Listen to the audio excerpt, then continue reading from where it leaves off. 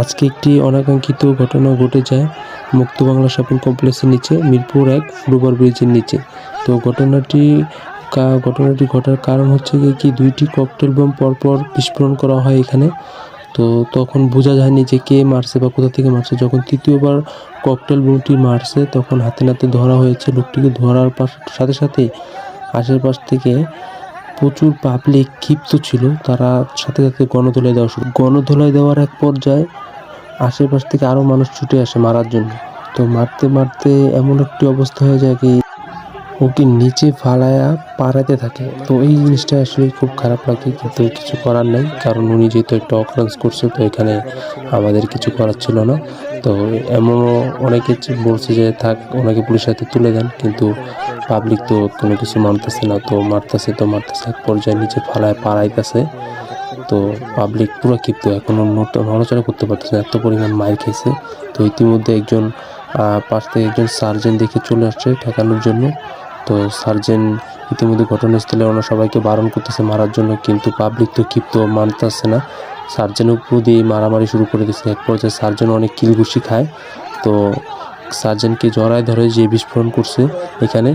তো সার্জেন অনেক চেষ্টা করে, কিন্তু সার্জেনকে মানতেছে না। সার্জেনও এক পর্যায়ে না পেরে তারপর বিরক্ত হয়ে যায়।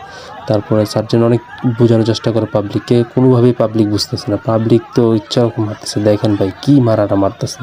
সকলে ভিডিওটা শেয়ার করবেন, আশা করি। সকলের উদ্দেশ্যে বলতেছি সবাই সতর্ক অবলম্বন করে চলাফেরা করবেন রাস্তাঘাটে। এখন যে পরিস্থিতির মধ্যে রাস্তাঘাটে চলাফেরা করাটা খুবই টাফ। ইতিমধ্যে দেখা যাচ্ছে পুলিশটি সরে গিয়েছে, কারণ পুলিশকে মানতেছে না। উনি একা এখানে কোনো কিছুই কন্ট্রোল করতে পারতেছে না, কারণ ওনার আউট অফ দ্য কন্ট্রোল। ওনার হাতে কিছু করার নাই।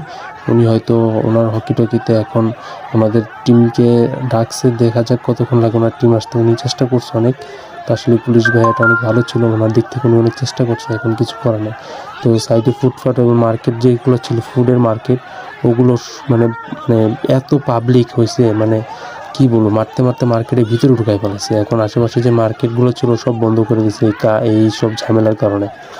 কারণ বিগত দিনগুলো দেখা যাচ্ছে ঝামেলার কারণে এখানে আশেপাশে যে কাস্টমার ছিল বা যারা এখানে কেনাকাটা করার জন্য আসছিল সবাই এখান থেকে চলে গেছে। মানে বোম মারার সাথে সাথে দৌড়াদৌড়ি ছুটাছুটি শুরু হয়ে গেছে। তো পাবলিক যারা ছিল তারা তো ক্ষিপ্ত ছিল, পাইছে এখন কি আর ছাড়বে, মারতেই আছে। এক পর্যায়ে মারতে মারতে কাপড় চোপড় ছিঁড়ে ফেলাইছে একজন, যে ওনার গায়ে কোনো পোশাক নেই। আমি আপনাদেরকে দেখাইতে পারতেছি না। এই যে এখন দেখেন ওনার গায়ে কোনো পোশাক নাই। কারণ কে ভাই কারে ঠেকাইতে যাবে, এখানে কে বলতে যাবে, কে বলতে গিয়ে কে বিপদে পড়বে। কিন্তু আমার দিক থেকে আমি বলছি অনেকবার